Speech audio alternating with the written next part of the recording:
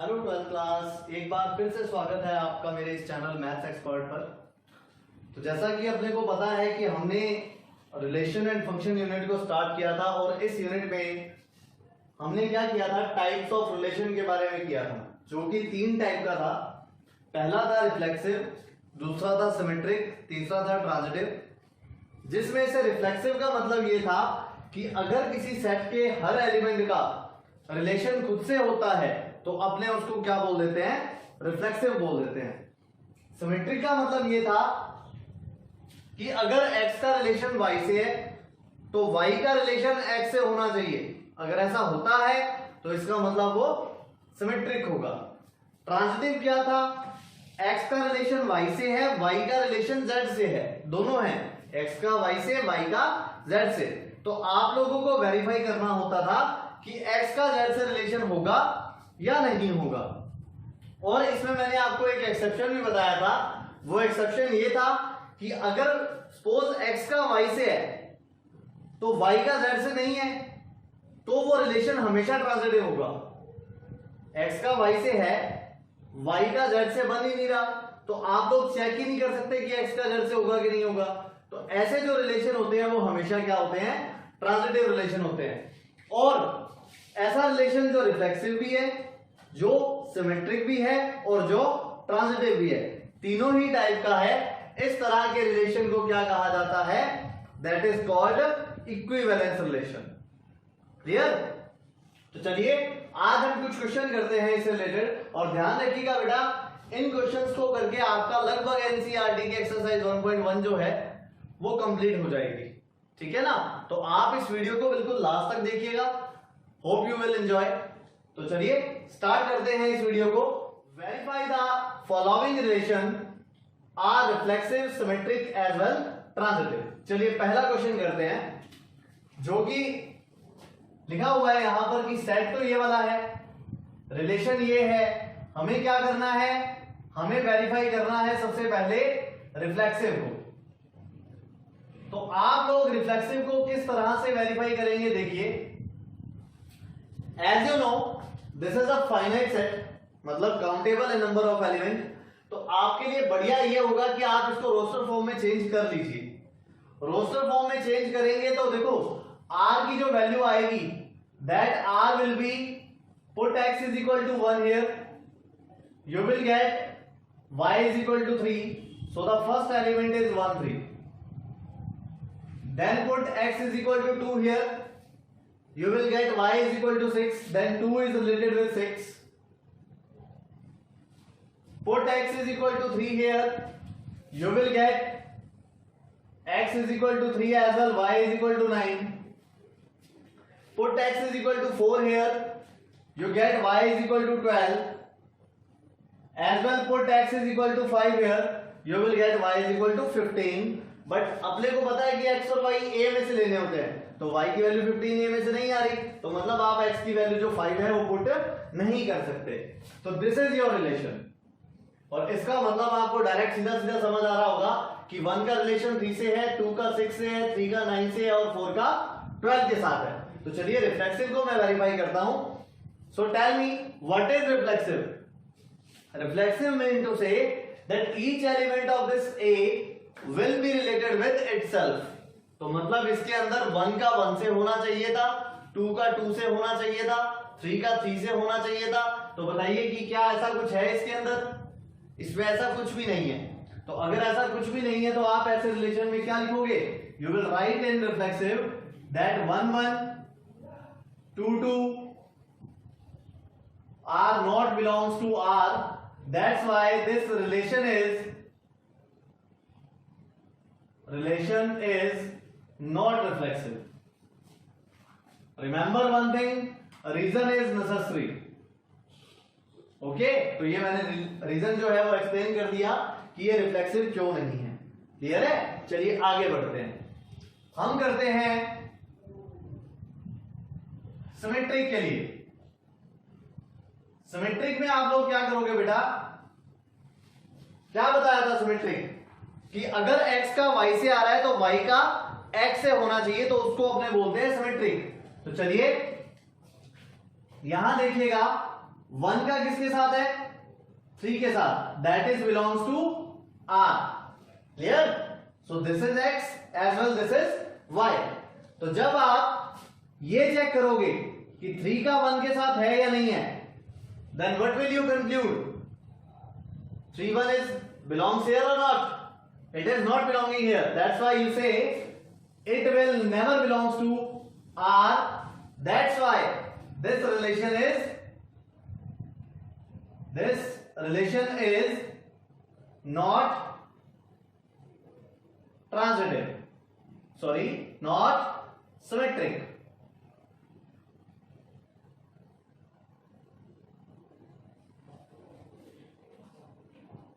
समझ आया? तो इस तरह से आप इसको वेरीफाई करेंगे। चलिए लास्ट वन करते हैं ट्रांजिटिव के बारे में। तो ट्रांजिटिव क्या होता है बेटा?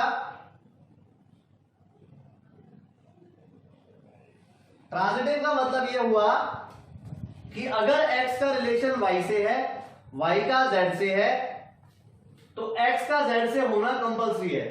अगर ऐसा है तो वो रिलेशन जो होगा ट्रांजिटिव होगा, अदरवाइज वो ट्रांजिटिव नहीं होगा। तो चलिए यहां पर मैं वेरीफाई करता हूं बेटा। 1 का 3 से, that is belongs to R, this is X as well this is Y। ठीक है ना? फिर इसके बाद Y का किससे होना चाहिए? Z से। ठीक है? तो देखो Y मतलब 3 का ये रहा Z के साथ 9, तो मतलब आप यहां पे लिखोगे as well 3 is related with 9। Now this is Y as well this is Z। Clear है? चलिए that will be belongs to R। तो चलो अब मुझे ये बताओ कि क्या 1 का 3 से बिलोंग कर रहा है क्या R में? 1 का 3 से R में बिलोंग नहीं कर रहा। तो आप लिखोगे 1 is related with 3 does not belongs to R. That's why this relation is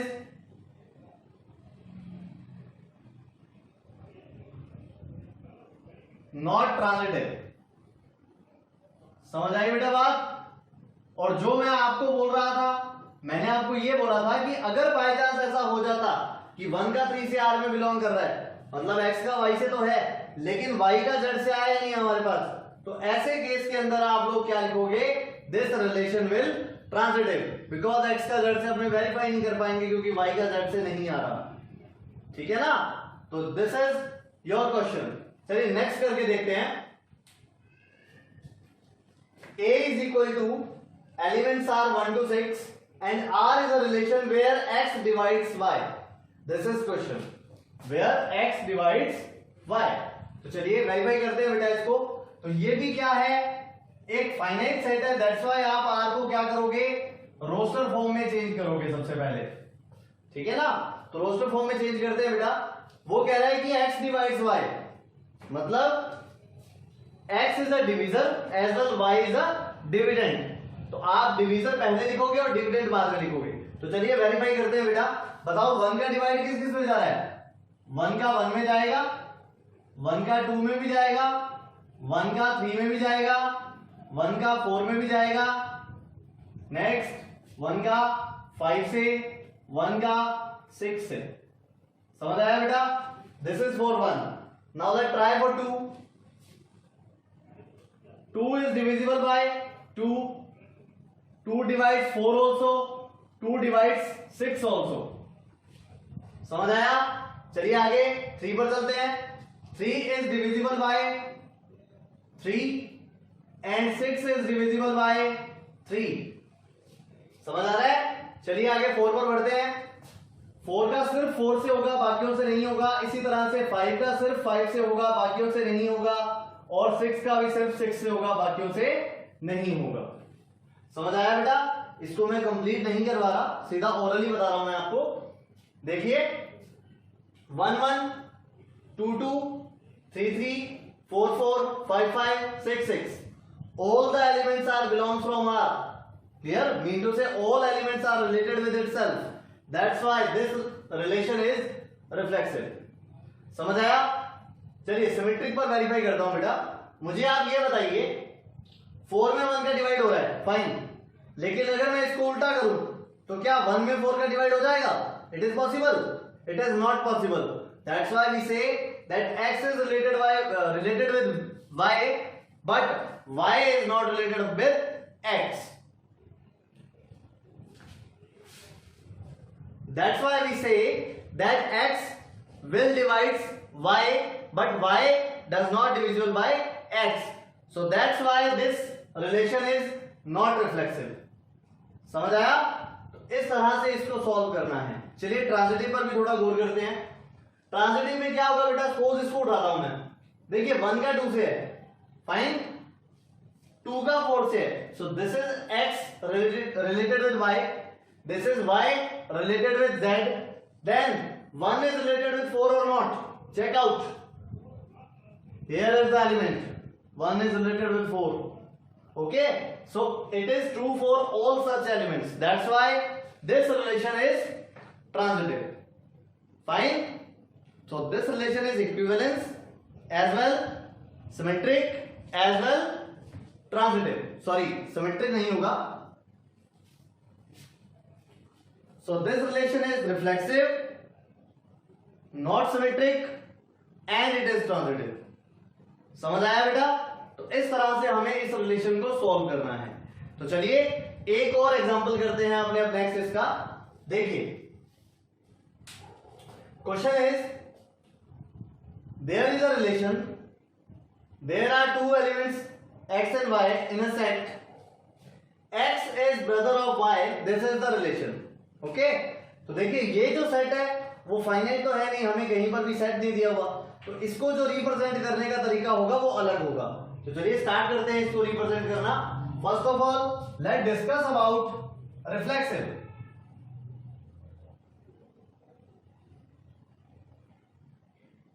reflexive ठीक है. तो रिफ्लेक्सिव में क्या होगा? देखिए फर्स्ट ऑफ ऑल वी से x is related with y as I described you yesterday. ठीक है ना? तो x is related with y. तो यहां पर आप रिलेशन मेंशन करेंगे. Relation is x is brother of y. This is relation. Fine. ये तो वो लिखा है जो गिवन है. हमें वेरीफाई क्या करना है? हमें वेरीफाई करना है कि x का x से होगा या नहीं होगा, ये वेरीफाई करना है. तो बताइए बेटा, मैंने यहां पे लिखा x, x. So that mean to say x is brother of x as well. Now tell me, is it possible? क्या कोई खुद का ब्रदर हो सकता है? It is not possible, क्योंकि ये जो ब्रदर का रिलेशन है इसके लिए 2 पर्सन रिक्वायर्ड है. ठीक है ना? That's why कोई भी खुद का ब्रदर नहीं हो सकता. तो then what will you write? We write that this is not possible,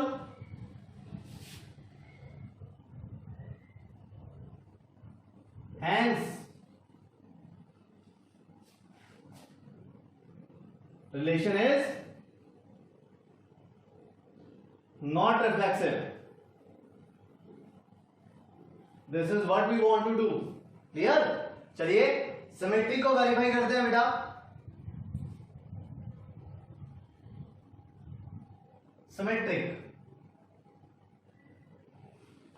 symmetric को वेरीफाई करने के लिए सबसे पहले आप अगेन लिखिए. और वन थिंग मोर, मैं आपको कल भी बोल चुका हूं कि इसको समझना इजी है लेकिन इसको प्रेजेंट करना मुश्किल है.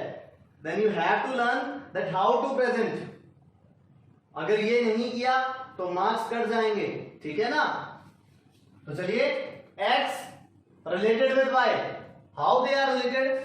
x is brother of y. We say y is related to x or not? Tell me. First thing, सभी के दिमाग में आती है ये बात कि यस सर ये सिमेट्रिक होगा, लेकिन ऐसा नहीं है.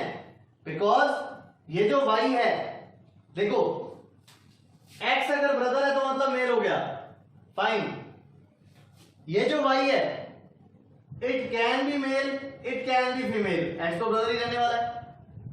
चलिए अगर मेल हुआ तो आपकी सिचुएशन सही है, लेकिन मैंने आपको बोला था सभी एलिमेंट्स के लिए सही होनी चाहिए। फीमेल के लिए सही हो जाएगा क्या?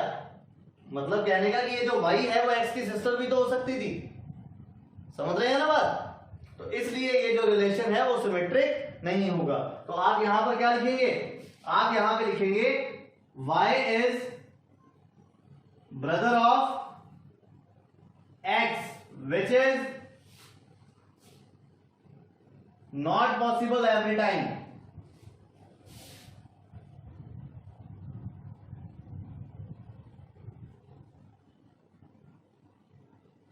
Not possible for every time because y can be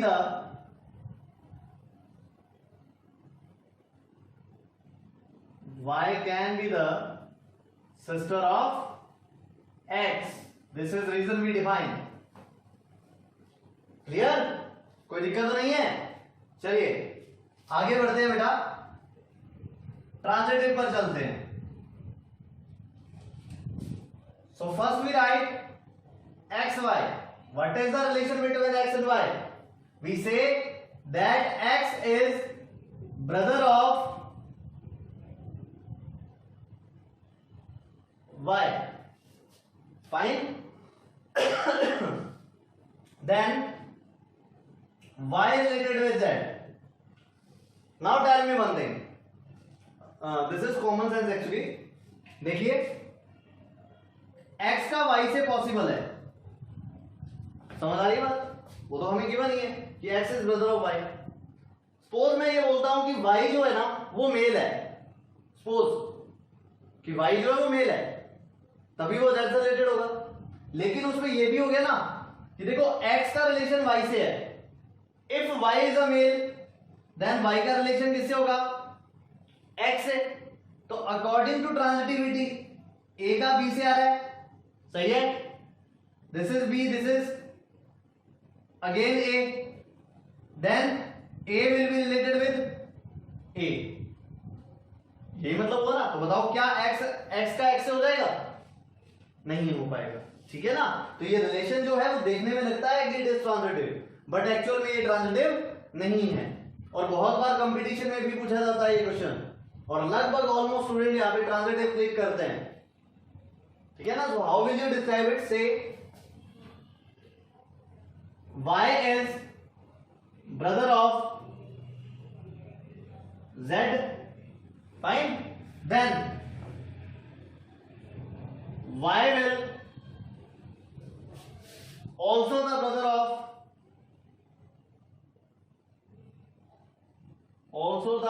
of x. So according to transitivity,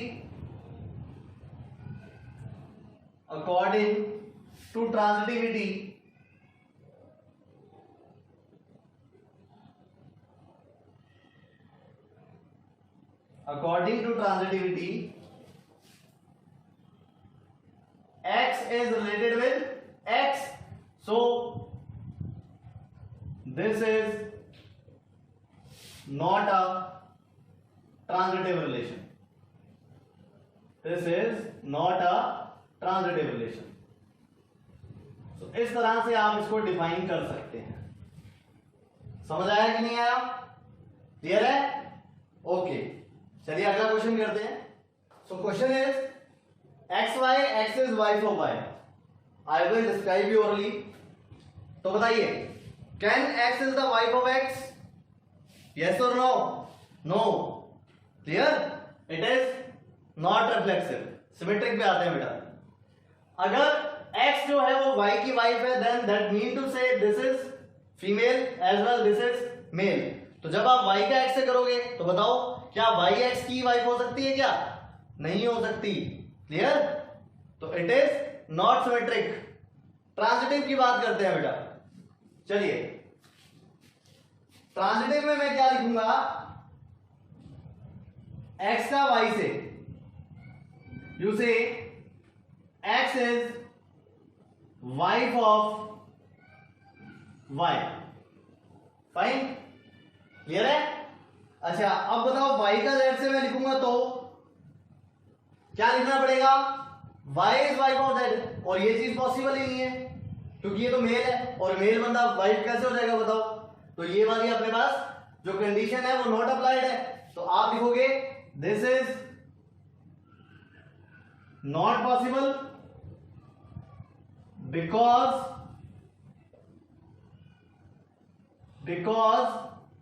y is male. Clear? So the relation is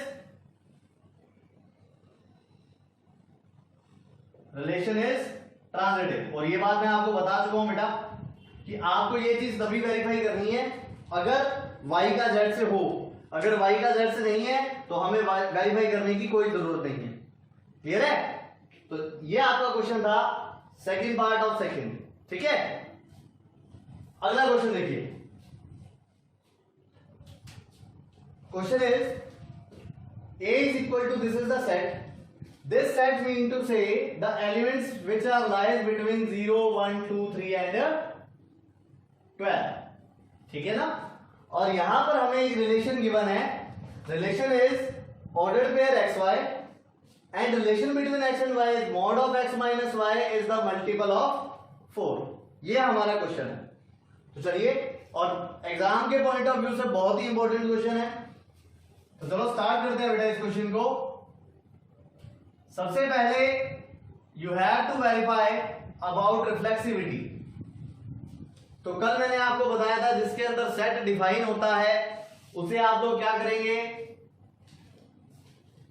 elements declare करेंगे। तो x and y will be belongs from A। हालांकि बेटा ये finite है, लेकिन मैं इसको infinite के अकॉर्डिंग करवा रहा हूं क्योंकि ये क्वेश्चन हो सकता है ओनली z में पूछा जाए आपसे, then what will you do, तो इसलिए आप इसको इस तरह से समझिए। तो चलो फिर मैं यहां पे लिखता हूं कि x का रिलेशन y से जो भी है, relation is mod of x minus y is mean to say equal multiple of 4 mean to say 4 into k। Clear है? आपको क्या फाइंड करना है, हमें फाइंड करना है x is related with x, ये हमें निकालना है। तो ये जब आप निकालोगे तो आप यहां पर लिखोगे x minus x is equal to 0, और हमें पता है मैं 0 को ऐसे लिख सकता हूं 0 मल्टीप्लाई बाय 4। समझ आई बात? मैं इस तरह से इसको लिख सकता हूं। सो this is also the multiple of 4। ठीक है, तो आप क्या लिखोगे, which is true, so the relation is reflexive। इस तरह से लिखा जाएगा।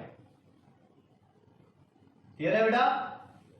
ठीक है, तो चलिए आगे करते हैं सिमेट्रिक।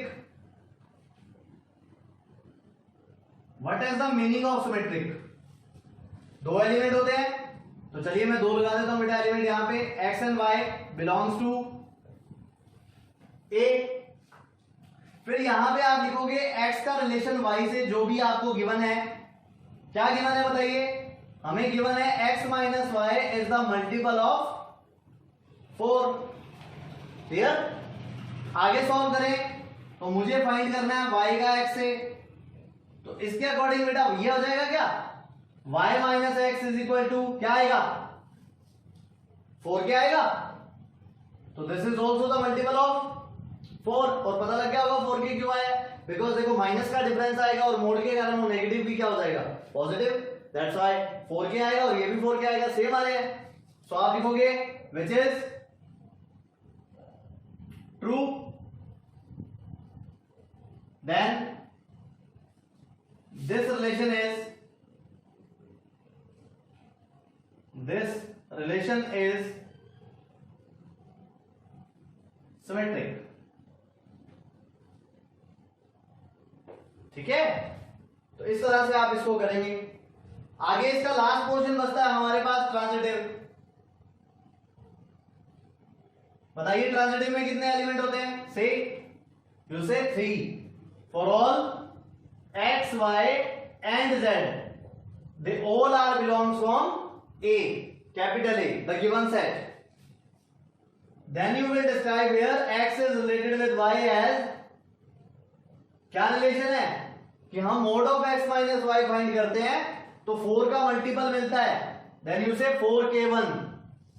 क्लियर है? और यहां पर y का z से बनेगा, मैं आपको एग्जांपल दे देता हूं, लाइक 0 का 4 से और 4 का किससे होगा, 8 से भी हो सकता है और 12 से भी हो सकता है, तो मतलब y का z से बन रहा है। दैट्स व्हाई आपको क्या करना पड़ेगा, इसको वेरीफाई करना पड़ेगा। तो मैं इसको वेरीफाई करता हूं, y का z से आप लिखोगे y minus z is equal to 4k2, क्योंकि मुझे नहीं पता कि सेम आएगा कि नहीं आएगा, इसलिए मैंने यहाँ पे k1 का यूज किया है और यहाँ पे k2 का। अब आपको करना क्या है, y को एलिमिनेट करना है। y को एलिमिनेट करने के लिए बताइए, मैं इस इक्वेशन को ऐसे लिख सकता हूं क्या, x minus y is equal to plus minus 4k1। जब आप मॉडुलस रिमूव करते हो तो सामने क्या आता है, प्लस और माइनस का साइन आता है, और यहां पर जब आप लिखोगे y minus Z is equal to plus minus 4k2, और y को एलिमिनेट करने के लिए क्या करो, this one is equation first as well this one is equation second, तो आप इन दोनों को ऐड कर दीजिए, equation first plus equation second, this will give you y is cancelled from y, the last value is x minus z, you say x minus z is equal to plus minus 4 common आ जाएगा और बचेगा क्या, बचेगा k1 plus k2 which is also equal to 4k, so is this also the multiple of 4, तो अपने क्या लिखेंगे, which is true, then R is transitive. समझ आई बेटा बात की नहीं आई? इस तरह से आप इसको सोल्व करोगे और आप देख सकते हैं यहां पे क्या लिखा हुआ था, prove that the following relations are equivalence. ठीक है, मतलब वो रिफ्लेक्सिव भी होगा, वो सिमेट्रिक भी होगा और वो ट्रांजिटिव भी होगा। समझ गए? इसी तरह से लास्ट क्वेश्चन करते हैं, आई थिंक ये शायद एनसीईआरटी में एग्जांपल है, तो करते हैं इसको। तो ये क्वेश्चन है बेटा आपके पास कि n क्रॉस n कोई सेट है, मतलब ऑर्डर्ड पेयर में लेने पड़ेंगे। ऑर्डर्ड पेयर में लेंगे तो उसके दोनों एलिमेंट जो है वो ऑर्डर्ड पेयर के होंगे, like this A B and C D. ठीक है ना, इन दोनों एलिमेंट्स में ये रिलेशन है कि इसका फर्स्ट वैल्यू इसकी लास्ट वैल्यू से ऐड होती है और इसकी सेकंड वैल्यू इसकी फर्स्ट वैल्यू से ऐड होती है, ये इसके अंदर रिलेशन है। चलिए रिफ्लेक्सिव करते हैं। क्या करोगे रिफ्लेक्सिव में, सबसे पहले दो एलिमेंट जो डिक्लेयर करने हैं उनको डिक्लेयर कीजिए। तो ये लीजिए बेटा, मैंने डिक्लेयर कर दिए, डिक्लेयर किए तो अपने पास आया A B and C D belongs to what, A लिख सकते हो, n क्रॉस n लिख सकते हो। ध्यान रखना यहां पर एक्स वाई की यूज मत करना, आप लोग ऑर्डर्ड पेयर की फॉर्म में ही लेना, यही गलती होती है इसके अंदर। ठीक है ना, अब आप यहां पे डिफाइन करोगे कि A B is related with C D, this is the name of relation. It may be possible that there is a S T whatever it is. ठीक है ना, तो क्या रिलेशन है उसको डिफाइन करो, a plus B is equal to B plus C, ये relation है। A B is related with A B, तो क्या वैल्यू बनेगी बेटा, इस रिलेशन के अकॉर्डिंग ए का किसके साथ था, लास्ट वाले एलिमेंट के साथ, that's why A is related with B, so A plus B. Okay, और इसी तरह से यहां पे क्या आएगा, यहां आएगा बी प्लस ए। अब आप देख लो क्या ये दोनों इक्वल नहीं है, ऑब्वियसली इक्वल है। देन यू से दिस रिलेशन इज रिफ्लेक्सिव। समझ आया बेटा, इस तरह से करोगे आप इसे। अच्छा, सिमेट्री के लिए क्या करोगे, सिमेट्री के लिए दो एलिमेंट वापस, so A B and C D belongs to n cross n। पहले आप डिफाइन करोगे जो भी रिलेशन आपको गिवन है, तो A B is related with C D, this is given to you. क्या दिया हुआ है, ये कहता है कि फर्स्ट एलिमेंट आप फर्स्ट में ऐड कर दीजिए a प्लस डी, और ये जो लास्ट एलिमेंट है इसको फर्स्ट में ऐड कर दीजिए, is equal to B plus C. This is given relation. क्या करोगे आप? C D related with A B, ये हमें करना है। तो क्या कंक्लूजन निकलेगा बताओ?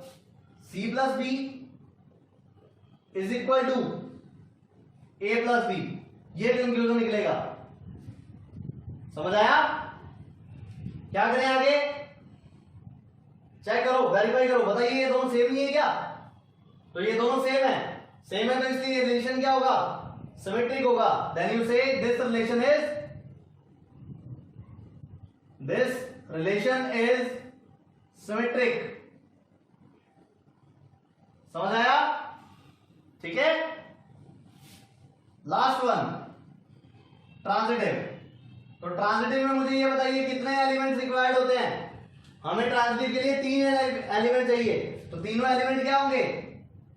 ए B C D E F, ये 3 एलिमेंट है।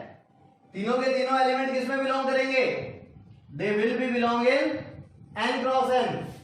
इसके बाद ए बी का जो रिलेशन है वो आप फाइंड करोगे किससे? सी डी से। सही है? क्या रिलेशन है? रिलेशन है हमारे पास a plus B is equal to B plus C, ये रिलेशन है। फिर हमें करना है सी डी का ई एफ के साथ।